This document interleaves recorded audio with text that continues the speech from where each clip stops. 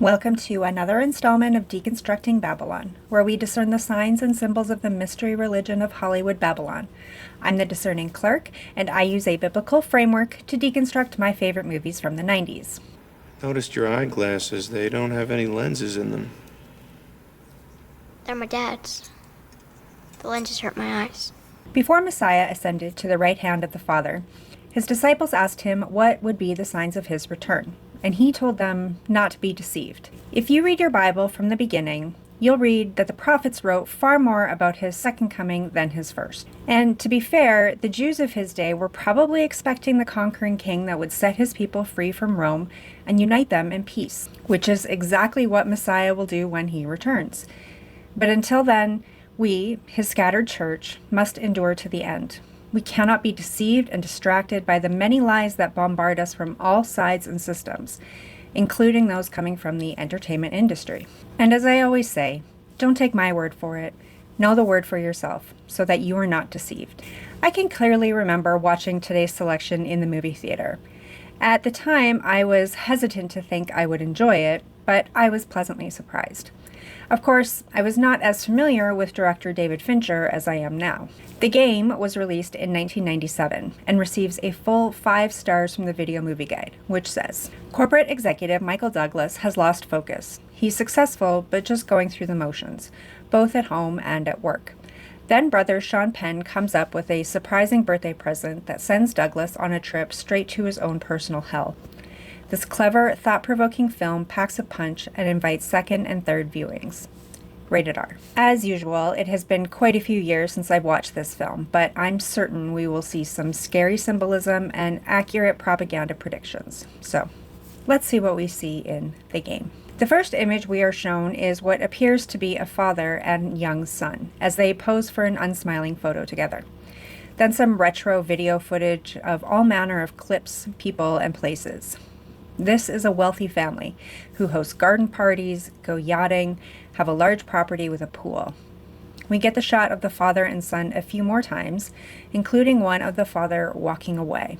It ends with a close-up of a blue-eyed boy, which turns into the man, our main corporate executive, Nicholas Van Orton. Nicholas is a very wealthy man in his own right, as well as his generational wealth. He drives to work as usual, to a building with his family name on it. We immediately get the sense he is a serious and severe man. You don't know about society, Marie. You don't have the satisfaction of avoiding it. We also learned today is Nicholas's birthday, and that he's divorced from his wife, Elizabeth. Nicholas goes to lunch at the request of a man calling himself Seymour Butts, which seems very out of character for such a serious man. Conrad, what a surprise. Seymour Butts is actually Conrad, Nicholas's younger brother.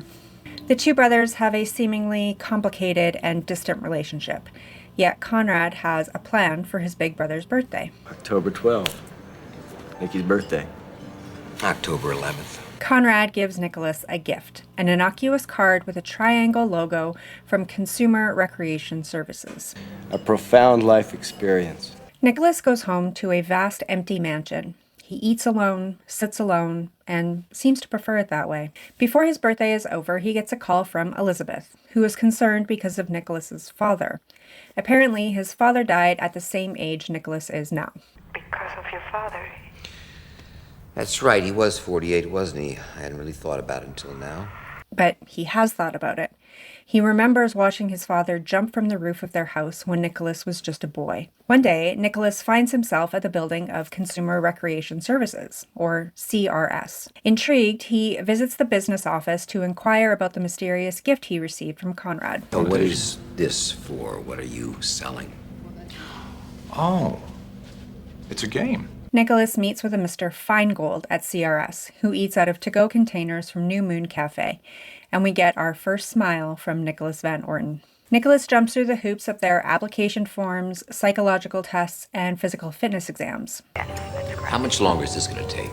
Shouldn't be long. You're almost done. Nicholas overhears some men at his country club talking about CRS, so he buys them a drink to clear up the mystery about the game. You want to know what it is?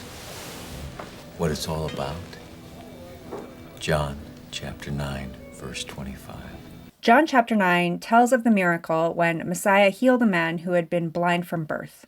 Verse 25 is the account of the blind man after he receives his sight. He answered the Pharisees, "Whether he, Jesus, is a sinner, I do not know. One thing I do know, that though I was blind, now I see." Nicholas then receives a phone call from CRS telling him his application was rejected. Nicholas assumes there will be no game for him after all. When he arrives home that night, he finds a life-size clown doll laying in his driveway. Inside the clown's mouth is a key marked with CRS. So, I guess the game is on. Are you going to spend the rest of the evening prying at that clown's mouth? A clown is kind of a mysterious symbol within the mystery religion. We are supposed to think that these creatures were made to entertain children, but instead they terrify most of their audience. Their red mouths make you think they've been drinking blood. Their oversized shoes leave a print make you think it's a giant.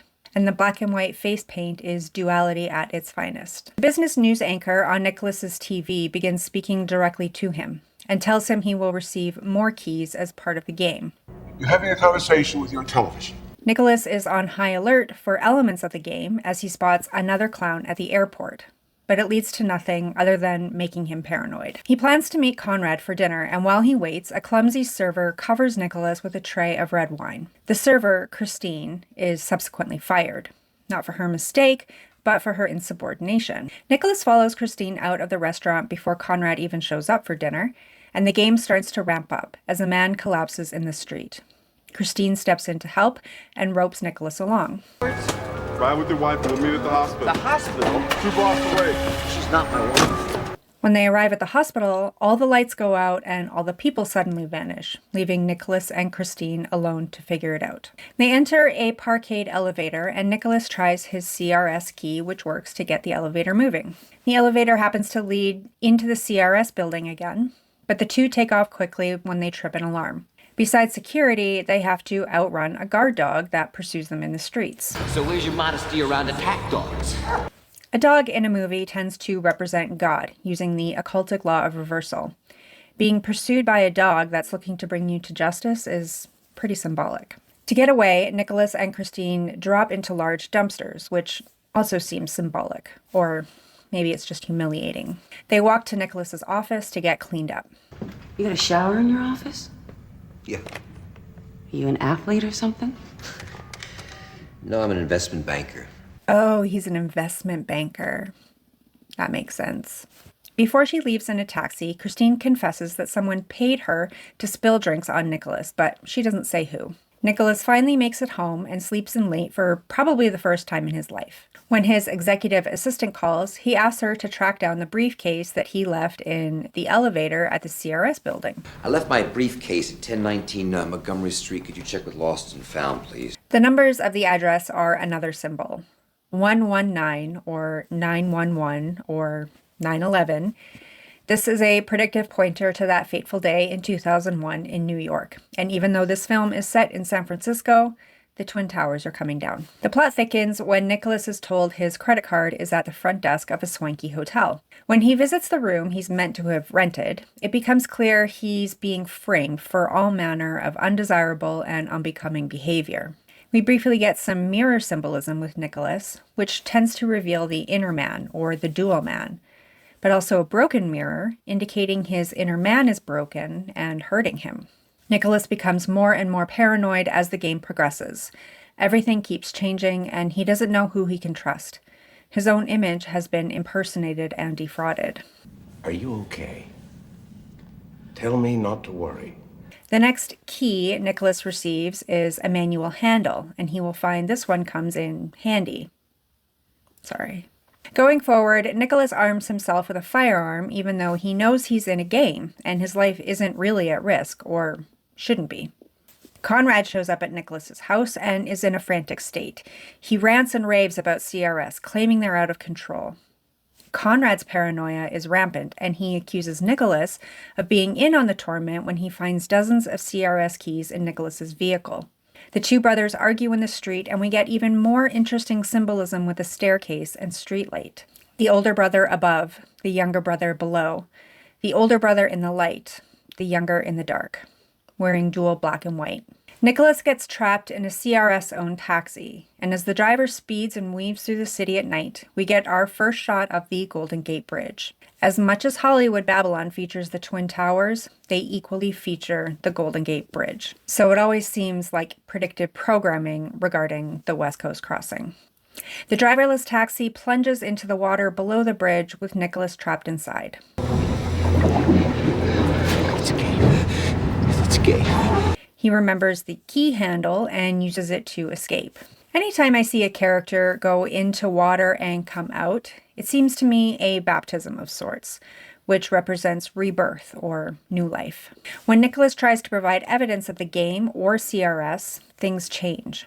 And that's true when he brings police detectives to the CRS office, which is now abandoned. The photo, the gun, the clown, the ambulance. It's all pending. Nicholas tracks down Christine to try to get some clarity about CRS. He doesn't suspect her of being part of the game, but rather considers her a comforting stranger. In Christine's apartment, we get more mirror symbolism with some religious iconography. A cross, a decapitated Virgin Mary, and some communion wine, I would assume. As Nicholas looks around and into some details of Christine's apartment, he becomes suspicious that she is probably involved in the game, or at least is not who she says she is. Is this you? Oh, yeah, that's First Communion. Show it to me.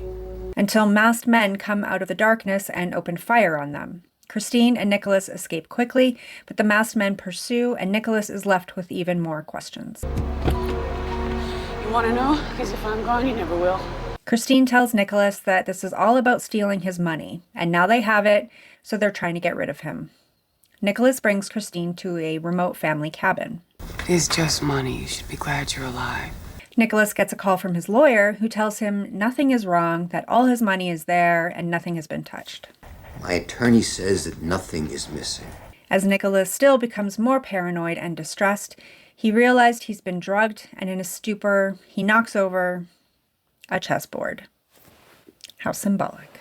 He finally comes to in a shallow grave in a foreign land, helpless, hopeless, and still searching for answers. Somehow he makes it back stateside and eventually back home, where he sees a foreclosure notice.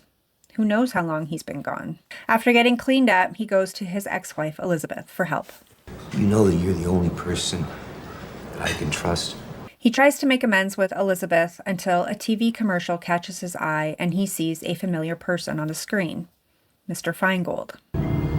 He's an actor on television. Remember the New Moon Cafe that Feingold was eating takeout from? Nicholas tracks down the Chinese restaurant in order to find Feingold. Nicholas finds Feingold and finally gets some answers. Back at the CRS building with Feingold as a hostage, Nicholas sees how vast the network is and how many people have been in on it. What are you doing here? Back from the dead. Nicholas and Christine run to the roof of the building as armed guards chase them. Nicholas, still desperate for answers, threatens to kill Christine until he gets some satisfaction. Christine tells him that everything is part of the game, even people he's watched die in front of his face. I saw them kill him! You know what you really see this whole time? Special effects, squibs like in the movies. She says the guards are really party guests for his birthday, led by Conrad. But Nicholas is so paranoid, he shoots his own brother. He's dead. Overcome with grief, Nicholas believes he's more like his father than he thought and jumps from the roof. He crashes through a glass ceiling and lands safely on a giant airbag in a swanky party where he's the guest of honor. Just take it easy. It was quite a fall. Even Conrad is back from the dead, all part of the game to bring life back into a man who was like the Walking Dead. Nicholas leaves his own party to spend more time with Christine, who says her real name is Claire. The final image is the empty street at night with Palace Garage in neon lights shining in the darkness, which feels like a contradiction. That was a long one, so I want to keep my final thoughts as brief as possible. There was a lot of duality that I pointed out as we went through, and I'm sure there was even more that I missed. The black and white in the clothing, the blonde hair on Christine and brown hair on Nicholas, the chessboard. There were several predictive symbols that I pointed out as well. The Golden Gate Bridge, the numbers 9/11, the religious iconography, even the dog. But all of that felt like incidental, if intentional symbolism. Like that wasn't the point of the film, but was still required to show. Some of the names were symbolic to me. The fact that Nicholas and Conrad are male names but have shortened versions that make them female names, Nikki and Connie. This is more duality, but also blending of the sexes. Christine is a name pointing to Christ, the Savior, and that was her role for Nicholas in some ways. But we learn at the end that Christine isn't her real name, so she's a false Messiah.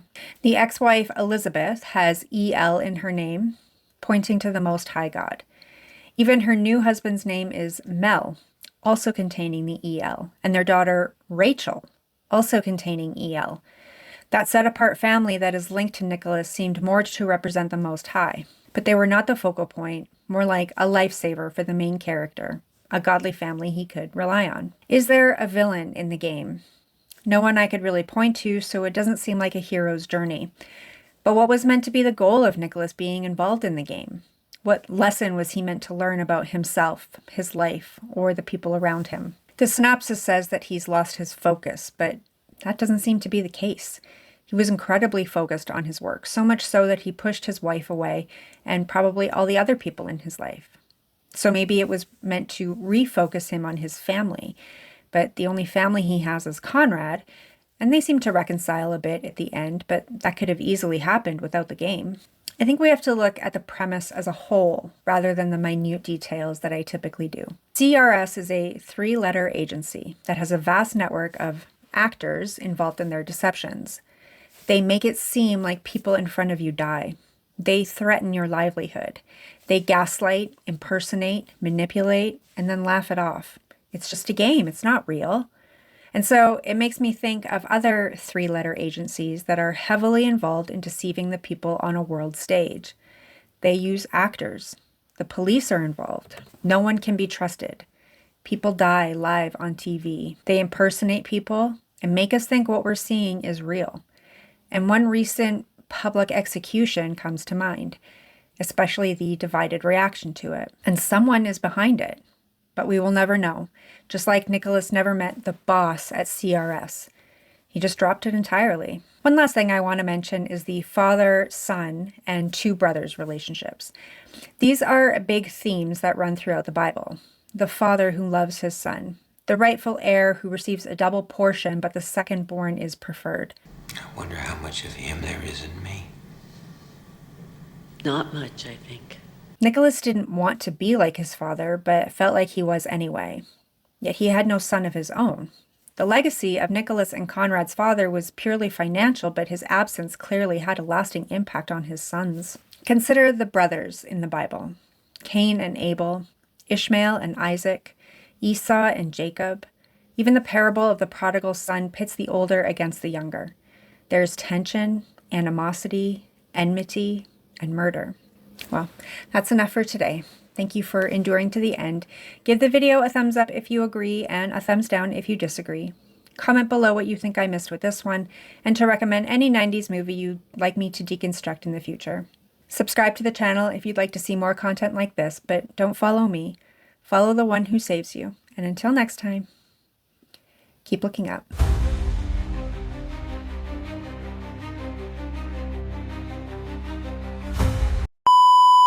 Miss me? As much as that's possible. You look good.